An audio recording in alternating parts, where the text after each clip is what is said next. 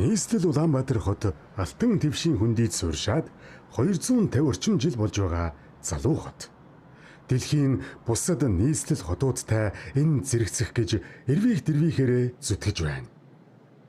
Хотын хөгжил гэж гэлт сал болсон өндөр барилгууд гэхээсээ илүү хүнд ээлтэй орчин байх ёстой гэдгийг бид өнгөрсөн хугацаанд олж мэдсэн маш том туршлага боллоо. Туршлага боллоо гэсний учрыг одоо өгүүлье.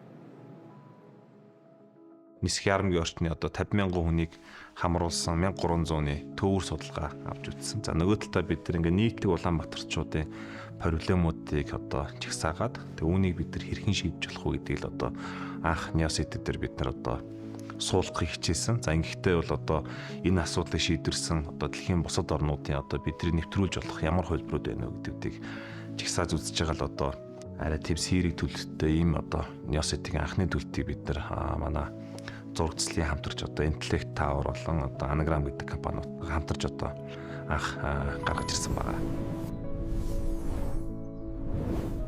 Улаанбаатар хотыг 2040 он хүртэл хөгжүүлэх ерөнхий төлөвлөгөө гэж баримтчих байж байгаа. За их хурлын дээр өргөн баригдсан өдөр хүртэл батлагдахгүй явж байгаа юм гэж үнэндээ. Тэгээ үүн дээр бол Улаанбаатар хотын энэ хэсгийг буюу 1600 га нутаг дэвсгэрийг ямар нэгэн чөлөөлөлт байхгүй хөгжүүлэх юм боломжтой тусгасан байдаг. Тэгээд энэний дагуу бид хэд ер нь төлөлтөө анханасаа хийж эхэлсэн байж байгаа. Одоо хотын өөрийн нэг юм том асуудлууд байгаа. Үнэхээр энэ чигжээс буруу зураг газар олгоод ингээд ямар ч төлөвлөлт зохион байгуулалт байхгүй. Нэг 207 худалдаж аваад нэг хотхон хороол гэд нэр өгөө хоёрхан байшин. Тэгээ гадна талд нь жоохон нэг дотроо 500 хүн амьдарч байгаад гадна талд нь 10 машины зогсолтол барилгууд дотор дүүрэн байна. Замын төвчрөл дээд зэгтээ хүрч иргэд цаг хугацаа эдийн засгийн хувьд ихээхэн хохирол амсаж байна.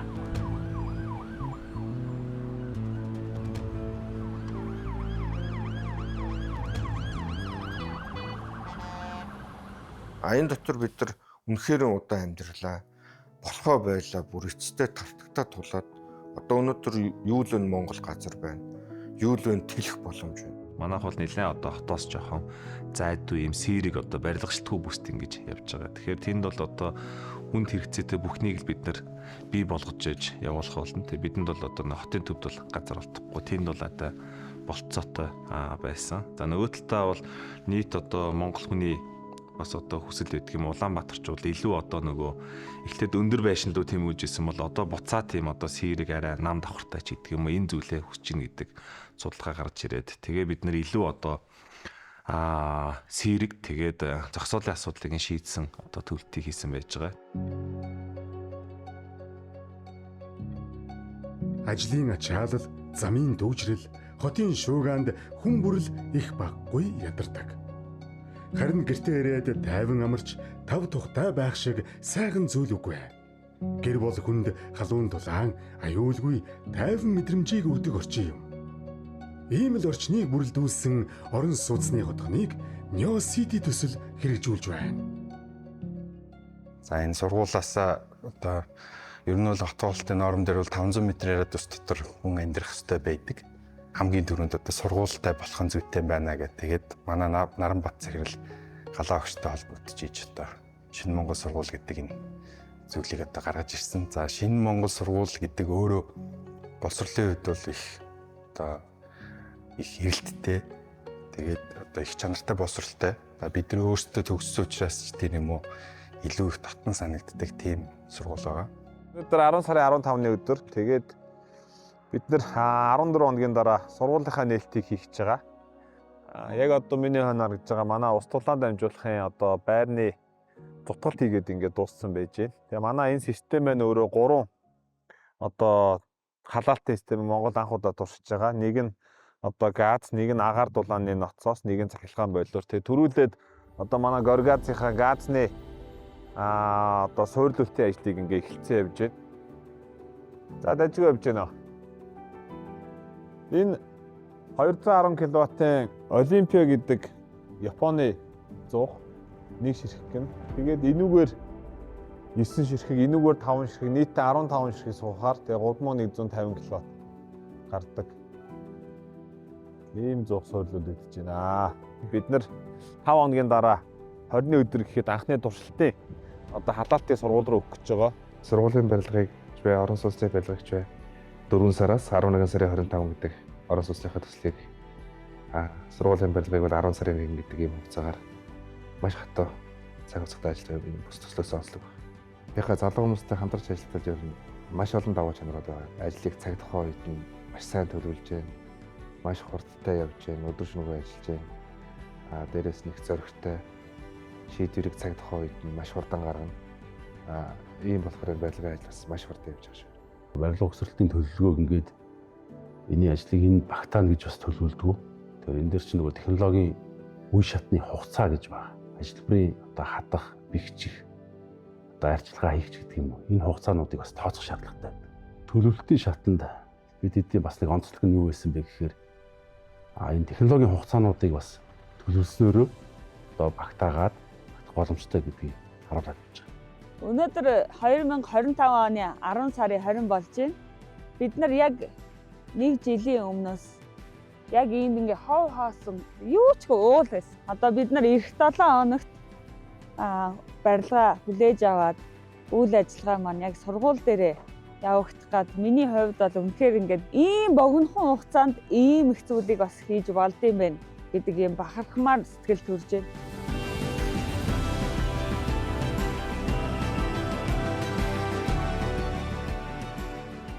Юуны өмнө одоо энэ барилгыг барьж өгж байгаа маш хурдан гүйцэтгэж өгж байгаа энэ барилгынхан за тэгээ энэ дэмжиж ажиллаж байгаа одоо Неосити төслийнхэн за тэгээ энэ бид нарыг ингээд хичээлийн байр маань 9 сарын 1-нд орж амжаагүй байсан ч гэсэн хүүхдүүдээ бид нарт итгээд ингээд өгсөн 500 эцэг эхчүүдэд хүүхдүүдтэй би үнэхээр ингээд талархмаар санагдаж байна өнөөдөр. Боловсролын чанар сургуулийн хөтөлбөрөөр улсад эхний тавд бичигддэг шинэ Монгол сургууль гэрийнхэн хаяанд байна гэхээр тунж олзуурах ууштай. Хавар ихлүүлсэн эрдмийн өргөөний бүтээн байгуулалт намрын сүүл сард үүдээ нээж ирээдүйн шинэ Монголын эзэдээ угтаж авлаа.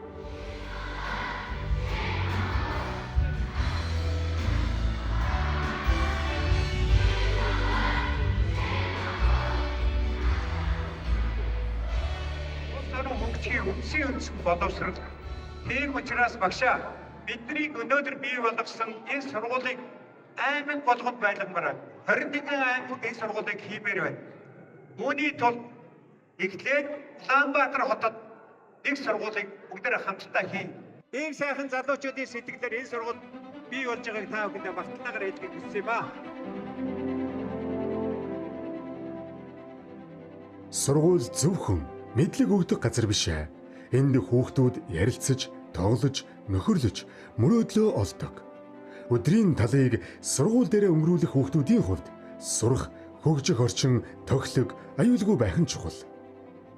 Хүүхдүүд сургуулийн анги танхим бүрд цэвэр агаараар амьсгалахаас гадна цоргоноосоо цэвэр ус уух боломжийг бүрдүүлж өгсөн нь шинэ дэвшилт технологиг нэвтрүүлсэн анхны сургууль болж байна. Германы Вентус брэндийн агааржуулагч анги болгонд тавьсан. Ерөнхийдөө бараг Монголд анхдагч сургуулийн барилгад тавигдсан байх гэж би бас бодож байна. Аюун системийг тавьж өгснөөрөө ангийн хүүхдүүд цонх онгойлгож агаар авах биш, анги дотроос агаар фильтрийн шивэлтээр хүлээж авах боломжтой. Орчин үед байж болох хамгийн дэвшилтэт технологиг одоо Монголын хэмжээнд ашиглаж байгаа төслүүдийн нэг. Ер нь хэрэглэгчдийнхээ эрүүл аюулгүй орчингол нэгдүгээрт барьж ажиллаж байгаа. Одоо компанийн хувьд анхны барилгын төсөл болохоор айгу хүндээ чиглэсэн юмнууд маш их хийсэн. Нэг ч юмыг ингээд одоо мөнгнөөс нь болоод ч юм уу санхүүгийн байдлаас нь болоод юм уу гар татах одоо сэтгэл шингээхгүй байх тийм асуудлууд бас бусад төслүүдээр байдаг. Энэ төслүүд бол эсрэгээр юмыг дандаа сайжруулж байгаа. Хөгжилтийн хөсөөрийн маань төлөвлөгөө бол ерөөсөй байнгын өөрчлөгдөжсэн л да. Гэхдээ хүнлүүгээ чиглэж байгаа юм дээрээ бол бид ерөөсөө нарийнлаагүй, гартаагүй. Хот байгуулалтын тухай хуулинд тухайн барилгын нийт талбайн 40% нь гадна тогтчлт буюу ногоон байгууламж авт зогсоол байх ёстой гэсэн заалт байдаг. Энэ бол стандарт. Харин Неосити төслийн зорилго нь стандартад нийцүүлж биш, түүнийг дагуулan биелүүлж ирээдүйн шинэ хотын өнгө төрхийг тодорхойлох юм. Манайх болохоор одоо голын зам талбай энэ хэлбэрийн одоо дуусахгүй тойргоор дууганы одоход нэг ч шатахгүй буюу ингээд ийм үргэлжилсэн хязгааргүй тойрох боломжтой зам явганы гүйлтийн болон дугуйн зам, нуур зам талбай, амфитеатр, хүүхдийн тоглоомын талбай, том хүүхдүүдийн тоглоомын талбай, беби тоглоомын талбай, сагсан бөмбөг теннисний тоглоомын талбайнуудаас холоод яг голын бүх тохиолдлын ажиллагаа зуршааны ажлыг бүгдийг гүйцэтгээд одоо нэг 90 гаруй хувьтай явж байна. 1.2 га дээр хамгийн том ногоон байгууламжтай төсөл байна гэж зарлалцсан.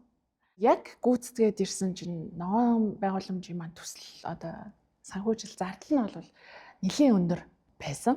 Ингээл нөгөө бусад хотхон хороолууд ногоон байгууламж ингэж тандгийн бэ штэ гэж ер нь бол яг тухайн үед бол тэгж бодож байсан. Гэтэ бид хэд бол олон жил яг хөрөнгө оруулагчдынхаа өмнө харилцагч нарынхаа өмнө яг амлснараа л байхыг зорддог. Тэр зарчмаараа л за бид хэд бол маш гоё ногоон байгууламж хийх ёстой. Тэрийг бас хийж чадсан. Тиймээс Улаанбаатар хотын тулгымдсан асуудлуудыг оновчтой шийдэх боломжуудыг судалж, хотхондоо хэрэгжүүлсэн нь Монголын барилгын салбарт анхдагч болоод зогсохгүй жишг тогтоосон төсөл боллоо.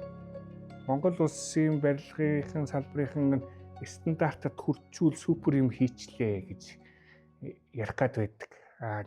Миний бодлоор бол стандартууд ингээд байж болох төвшин хүртэлх төвшин болохоос дээж хэмжүүр биш гэж боддог байхгүй юу. Тэр стандартаас илүү дээгүүр төвшөнд энэ төслөө аваачих нь бидний зорилго төлөвлөгөөний нэг хэсэг болоод явж байгаа. Барилгын стандартууд юу гэдгийг одоо 100 айл өрхөд бол одоо 75 зогсоол үүнийхээ 25 нь дотор дулаан гараж 50 нь ил гаражаар одоо стандарт нь байдаг. Бид нар үүнийг бүр ахиулаад одоо 100%-аар зогсоолыг бид нар юм шийдчихсэн юм зүйл яаж байгаа. Бүр цаашдаа бол бид нар аль болох одоо 100 айл 120 зогсооч гэдэг юм шийдгэр хичээж байгаа. Ягаад тэгэхээр бод байдлаар бол Улаанбаатарчуудын нийт өрхөд харьцах автомашины тоо бол одоо бараг 2 дахин шугам нэмэгдсэн. Хотхон дотроо бүглэрдэг юм асуудлууд байгаад байгаа. Тэгэхээр үүнийг бид нар шийдчихөөр ингэж хичээж ажиллаж байгаа.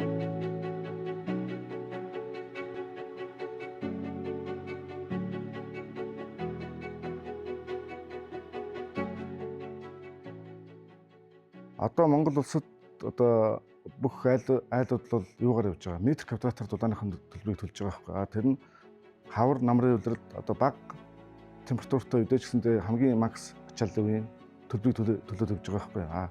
Энэнийг бид нэр багасгаад хавар бага дулаан хэрэглэж байгаа үедээ бол бага дулааны төлбөр төлнө. Оргил ачааллын үедээ хамгийн төлж байгаа үедээ яг тоолбороор л ингээл бүх дулааныхын зардлаа төлөө явна гэсэн.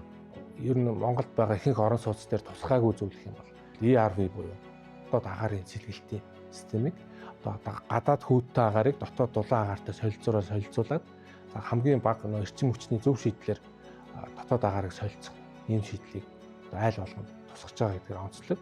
За дээрэс нь тэр одоо солилцуурн дээрээ HEPA фильтр буюу агаарыг шүүлтүр байрлуулснараа дотоод агаар бол маш цэвэрхэн хүн дээлтэй байдлаар шийдэгдэж байгаа гэж байна. За гуравт нь болохоор бид нэр цэвэрлсний вулкан гэдэг Германы төхөөрөмжийг СТП дээр одоо цэвэрлсний яг оруулах шугам дээр тавиад тэр нь болохоор маш олон төрлийн фильтрүүд явагдаад дахиад бас барилгын үүс болгон дээр тэр төхөөрөмжүүдэд дахиад 20 дугаар шатныхын тавиад 3 дугаар шатн дээр бид нэр айлынхын тоолор болгон дээр тавьж байгаа гэсэн. Дэлхийн 100 гаруй оронд 100% эко технологи гэж явдаг. Манай Ярмаг зэвний асуудал жоохон өндөртэй байгаад байгаа. Ягаад гэвэл шинэ хотгоноо зөндөө баригдаж байгаа учраас. Тэгээд усан жоохон хатуулагтай. Ягаад гэвэл нөөц нь өөр газраас бас ирдэг, холилдож ирдэг учраас. За тэгээд бид нар ягаад энэ дээр хамтарч ажиллаж байгааг бол манай Neon City төслийн залуучууд маань бусад хотгоноос өөр бид нар шууд карантинаас ундны ус уудаг. Ийм хотгонтой болмоор байна. Эсвэл ундны усанд ордог ч юм уу те ингээд урт хугацаанд хамгаалаад одоо нэг 3 жилийн дараа ч юм орхио явчихдаг биш. Урт хугацаанд насан туршдаа эрүүл мэндэд анхаарах боломжтой хотгоныг, ээлтэй хотгоныг одоо үүсгэн байгуулж байгаа болохоор манай компаниг сонгоо авч тэгээд бид нар хамтарч ажиллаж байгаа. Айл бүрд соргоноосоо цэвэр ус ууж, цонхоо нээлгүүгээр өрөө бүрд цэвэр агаартай байна гэдэг тансаглал биш, амьдралын энгийн хэрэглээ байх ёстой гэдгийг төслийг санаачлагч залуус харуулж хийж чадлаа. Мөн эрчим хүчний хэмнэлттэй, байгальд ээлтэй ухаалаг шийдлүүдийг ч тусгажээ. Одоо борооны усыг дахин хуримтлуулад, дахин ашиглаад голын талбайгаа услах, чиглэх байдлаар хэрэгжүүлж байгаагаар онцлог. За тэгээд хүн гэрээсээ гарахтаа зуны цагт хөдөө гадаа явахдаа ч юм уу те хөргөчнөөсөө бусад тогоо хэмндэг баймаар байна. Энэ шийдлүүдийг ингээл барилгаа барьж явах явцдаа нэмэгдүүлээд ингээд гаргаж исэн. Барилга болгон дээр renewable energy буюу сэргээгдэх эрчим хүчний нарны панел тавиад одоо нэг лефт болон нийтийн эзэмшлийн одоо хонглыг гэрэлтүүлж байгаа одоо тэр сэргээгдэх эрчим хүчээр шийдэж байгаа онцлог байна. Орон сууцны хувьд бол ер нь шинэ жишг тийм шинэ стандартыг тогтоож байгаа тийм жишг хороол болж байна гэж харж байна. 20-30 жилийн туршлагатай барилгын салбарын том компаниудтай өрсөлдөж бид нар чаддаг гэдгийг харуулахын тулд бид нар одоо яалчгүй шинэлэг технологи, инновацийг бид нар шингээж иж өрсөлдөх чадамжийг бий болгоод энэ бүлэгний гол олон сорилттой шинэ технологиудыг бид нар туршиж ээж тэгээд эцсийн бүлэгтээ үнэхээр байр нь ашиглалтанд ороод дайлууд маань нүгүүд орцсон тэнд одоо аж аргалтай амьдарч ийн хүүхдүүд жил сургуультай шууд гүйж ороод хотгон дотроо ингээд бужигнаад байж гэн те. Энэ бол одоо манай хамт олонны олон компани хамтын ажиллагаа хөтөлмөрийн үр дүнд ингэж бүтсэн ийм сайхан одоо зүйл. Тийм ээ. Тэд үнэхээр амжилттай эхлүүлж хэрэгжүүлж чадсан. Үүнийг нотлох хамгийн гол үзүүлэлт бол Америк нэгдсэн улсын ногоон барилгын зөвлөлөөс олгодог LEED сертификатыг Монголд анх удаа орон сууцны барилгаар Neo City төсөл авсан юм. LEED бол эрчим хүч, ус, дотоод орчны агаар, нийгмийн дэд бүтэц, инновац зэргийг хамарсан эж бүрэн үнэлгээний систем. Төлөвлөлтийн үе шатанда нэр яг ямар нэгэн том олон улсад мөрддөг сертификатыг одоо баримталж авъя гэд судалсны үндсэн дээр одоо бид нэр илүү нэг оршин суугчтай таатай одоо яг нийгмийн дэд бүтц рүү илүү чиглэсэн тэр сертификатыг одоо авъя гэд LEED гэсэн сертификатыг зорьсон байна. За ингээд мөс хаглаад энэ хүү одоо сертификатыг аваад одоо Монгол улстай нутагшуулж байгаадаа маш их бахархалтай байна. Neo City төслийн хүрээнд 22 блок бүхий 2400 айлын орон сууцны хороолол 3 жилийн хугацаанд энд сүндэрлэх юм. Зуны сар 6 бишээ гэдэг үг барилгын салбарт янтан тохирно. Өр орохдоо зэрэгцсэн суурь авсгож, жавар тажигнахаас өмнө дулаанаа авч байж, жилийн 4 улиралд зогсолтгүй ажилдаг барилгын ажилд цаг хугацааг маш нарийн тооцоолж, төлөвлөсөн хугацаанд чанартай гүйцэтгэхийг шаарддаг. Энэ тийм амар ажил биш ээ.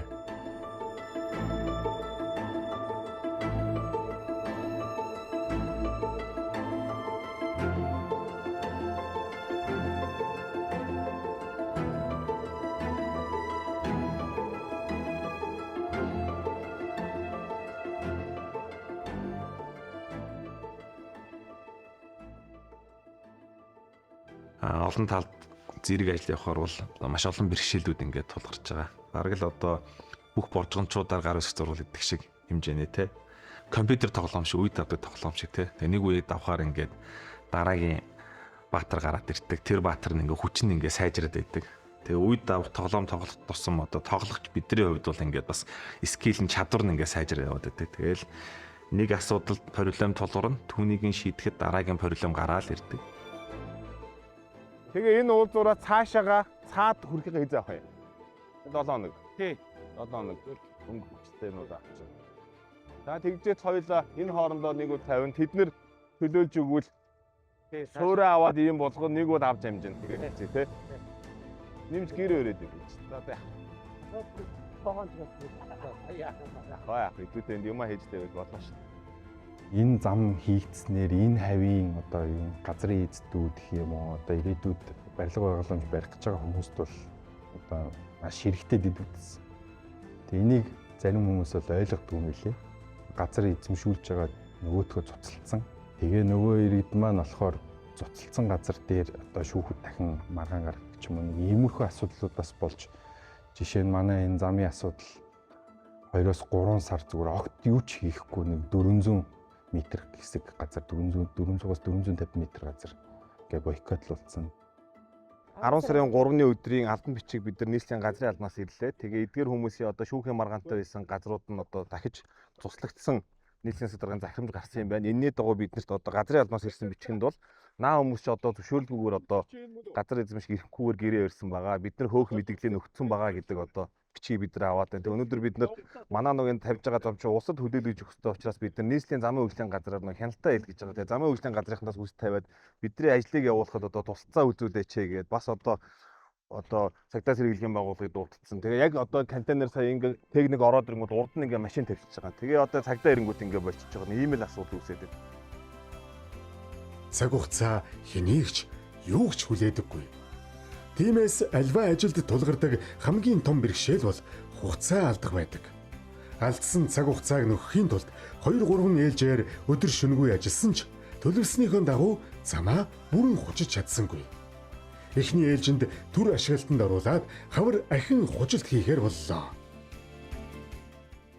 За бидэртээ тулгарсан бас нэг одоо чаленж гэх юм одоо хүндрэл бэрхшээл бол одоо цэврийн дулааны хангамжийн асуудал байсан.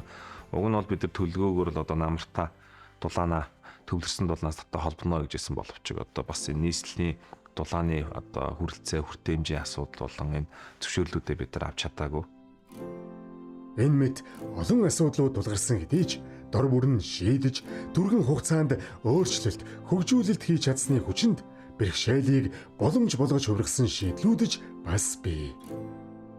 За тэгээд 10 сарда бид нар багтааж энэ бие даасан анхны энэ одоо гурвалсан хибрид буюу одоо хит памптай агаар дулааны ноцоос газан болон цахилгаан бойлортой бие даасан их үүсрийг шийдэж бид нар 50,000 квадратыг халааж чадсан бол одоо бидний нэлээд том одоо барилгын салбарт Монгол улсад одоо шинээр бий болгож байгаа юм бие даасан их үүсрийн асуудал байж байгаа. Заавалчгүй улсын дэд үтцийг хүлээхгүйгээр жоохон хотынхаа зайдуу маш гоё том талбай дээр сэрэг төлөвтэй гоё өөртөө их үүсрийг шийдэх юм болцоо байсан л юм байна шүү дээ гэдгийг бид нар нотлон харуулад өгчлөө. Дэлхийн дээр газар нутгаараа нэг хүн ноогдох одоо нэгтлаараа бид нар нэг номерт буй хамгийн сэрэг улс байжээж бид нар ингээд хоттой бүглэрээд байгаа. Энэ бол цэвэр нөгөө инкэл ёстой төвийн дулааныг авдаг гэсэн дэд үтцийн л үндсэн хуучин ойлголт байсан. Тэгэхээр энийг бид нар задлаад ингээд болдог гэдгийг харуулж харуу цаашаа компаниуд жишгийн дагуу бас болох юм байна гэдээ нэлээд бас барилгын салбарт өөрчлөлт орох гэж бодож байгаа. Өнөөдөр 11 сарын 6-ны өдөр за ус дулаан дамжуулахын маань барилгын ажил яг эд өрнөж байна. За бид түрүүчийн 7 хоногт одоо сургуулийнхаа дулааны хангамжийг өгсөн бол өнөөдөр манай хит помп маань одоо энэ ус дулаан дамжуулахынхаа байрны дээр одоо тавигдаад суйрлагдсан эд ажил өрнөж байна. Агаарт байгаа халуун агарын молекулыг одоо дулаан болгож хувиргадаг ийм давуу талтай ийм орчин үеийн дэвшилт технологи байгаа. За нийтдээ манай энэ төслийн хүрээнд 14 хит помп суйрлагдж байна.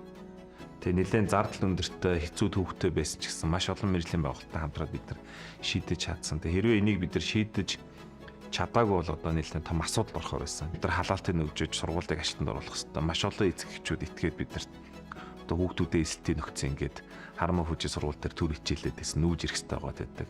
Маш олон хүмүүс одоо байр захиалаа байранд орно гэд манай отхны хажууд одоо байр түрээслээд ингээ хүлээгээд байсан. Маш олон андроидын компаниар дамжуулсан олон зуун хөрөнгө оруулагч нар арилжааны 3 баг бидэрт итгээд 150 гаруй тэрбум төгрөгийн бид нар хөрөнгө оруулалтыг хийцэн. Тэгээ хэрвээ бид нар энэ дулааны асуудлыг шийдэж ажилтнад өгөөгүй бүтэн 1 жил хэрвээ төсөл хойшлсон бол одоо зөвхөн санхүүгийн хувьд одоо 150 тэрбум бид нар 20% одоо зардалтай гэж үзэх юм бол бид 30 тэрбумын зардал хүлээхээр үүнийгээ бид нар бол одоо бас амжилттай ингэж хамт олноороо давж чадсан байгаа. Олон хүний итгэлийг хүлээсэн төсөл гэж онцлохын учир бий. Санхүүгийн салбарт олон жил ажилласан туршлагатай залуус хөрөнгө оруулагчдад давуу эрхийн хувьцааг санал болгож санхүүжилт татснараа мөн л анхдагч болсон юм. Барилгын ажлаа ерөөсөө эхлэегүй байсан цаг хугацаа. Манай Монголын финтек группийн хамгийн одоо отгон хэрэгжүүлж байгаа төсөл маань одоо барилгын төсөл байна.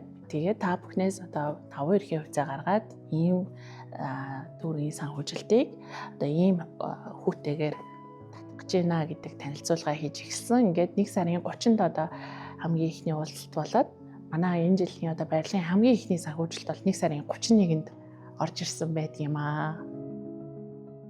Баригдаж буй барилгад хөрөнгө оруулах нэг хэрэг. Гэтэл барилгын суурьч тавигдаагүй, цаасан дээрх төсөлд хөрөнгө оруулна гэдэг яахаргагүй итгэлцэл. Хэлсэн хугацаанд амлснаа биелүүлж хөрөнгө оруулагчид төдийгүй оршин суугчдынхаа итгэлийг алдахгүй ажиллах нь маш том хариуцлага. За 4 сарын 3-ны өдөр бол манай үүсгэн байгуулагч Наранбаат захирал, за манай Андрайтын Үлзикогийн Үлзий 2 захирал, за Суур захирал. Тэгээ бид нар ийм бүтээн байгуулалт хийх гэж байна гэж презентацийн танилцуулаад лайв хийсэн. 4 сарын 4-ний өглөө манай энэ шоурум болон манай одоо төв офис маань бол битүү очор болсон байсан. Бид бүр өглөө ажилдаа ирээд бүр шокерсон. Маш их одоо хүмүүст тэр бичлэг маань лайв маань хүрээд тэгээ борлуулалт бид нарт итгээд за үнэхээр гоё төсөл хийх гэж байгаа юм байна. Үнэхээр чанартай барих юм байна гэдэг тэр итгэл үнэмшлийг авсан хүмүүс хамгийн ихний одоо тэр цайлагч болоод эхний одоо нэг орцтой 80 айлынхаа блогийг бид нар 4 сарын 4-нд борлуулалтанд гаргасан. Барилгын салбарт чанарын тухай ойлголт сайн материалаас гадна чанартай гүйцэтгэлийн тухай байдаг. Энэ талбайд эд бүтээн байгуулалтын оргил ачаалттай үед 800 гаруй барилгачид ажилласан. Тэр олон зуун хүнийг уялдуулан ажилуулна гэдэг удирдлага төлөвлөлтийн багаас нарийн ур чадвар шаарддаг. Монгол барилгачдын бас ур чадвар санхүүжилт одоо зөв зохион байгуулалт менежмент нь ингээд саадгүй байвал бас Монгол гүйцэтгэх компаниар бас тэр хэмжээнд гүйцэтгэж чаддаг шүү гэдгийг одоо хамт ажиллагаар харуулахыг зориулж ажилласан байгаа. Барилгын салбар хөгжөөд Монгол компаниуд үнэхээр чадхтай болцсон. Тэнд одоо угсралтын, дээврийн, зутгалтын, сангийн, захилгааны, лифтний гэл дандаа Монгол компаниуд маш чадхтай болсон компаниуд байдаг юм байна. Тэгээд энэ 800 гаруй хүн 60-70 компани бол 100% нэг ширхэг одоо гадаад ажилтан байхгүй. Гэр бид нар хийж чадсан нь бол одоо бас бахархуу штэ. Тэгээд Монгол залуучууд бол эвлэрдэн нэгдэж хоорондоо ойлголцож зохицож нэг зүйлийн төлөө зүтгэх юм бол бид нар бол одоо хийж бүтээх хэмжээний чадвартай болсон юм байна гэдгийг бол бас манай төсөл харуулж чадсан гэж боддог. Аливаа төсөл ер нь цаг хугацаанд амжилттай ороход тийм олон хүчинлүүл байдаг гэсэн тийм гол 3 хүчинлүүлийг энд дурдхан зүйтэй байх. Нэгдүгээрт бол хөрөнгө оруулагчийн зүгээс санхүүжилт ерөөсөө ямар ч саадгүй байх хэвээр. Хоёрдугаарт бараа материал тасалдахгүй байх хэвээр. Тэгээ гуравдугаарт одоо энэ төслийг удирдах одоо олон компаниуд уялдаа холбоог хангахад зориулсан одоо захиалагчийн төслийн удирдлага менежментийн баг маш ур чадвартай байх ёстой гэж үздэг. Тэгээд яг энэ бүх хүчин төлөв байсан учраас одоо энэ богино хугацаанд энэ олон ажлыг амжуулсан болов уу гэж бодож байна. За энэ жилийн үед бол бид нэр хов хоосон газар дээр 4 том ажлыг бид нар хийсэн байна гэж үзэж байгаа. За нэгдүгээр бид нар нийтийн хотхныхаа болон нийслэлчүүдийн хэрэгцээнд зориулсан одоо 1.3 км авцамыг барьсан байж байна. За сургууль бид нар барьсан. Энэ хоёроо бид нар 10 сарын 31-нд ажилтнаа ингээ оруулсан. За хотхон барьсан. За дөрөвд дахиад нэг том ажил нь бол бид нар тэнд дид үтцийг татсан байж байгаа. Дид үтц гэдэг нь болохоор одоо бохор, цэвэр ус, одоо захилгаан, за дулаан гэдэг одоо энэ том асуудлыг бид нар нэг дор ингээ шийдэж чадсан.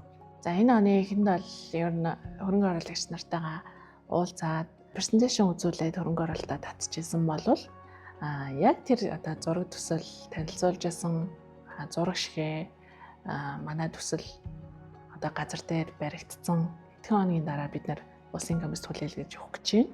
Айл болгондоо хүлээлгэж өгөөд тэр хүмүүсийн нүүрэнд даж байгаа л тодраасаа гэсэн тийм л одоо чин хүсэл байна. Неон Сити хотхны оршин суугч инх хамгаалан байна. За би яагаад Неон Сити хотхныг одоо сонгох болсон? Маш олон шалтгаан байгаа. Түүнээс одоо 3 шалтгааныг та бүхэндээ танилцуулъя. За нэгдүгээрт одоо манай Неон Сити хотхон Шинэ Монгол 3 сургуультай зохицоор нь шийдэж өгсөн. Энэ нь одоо надад маш их таалагдж байгаа.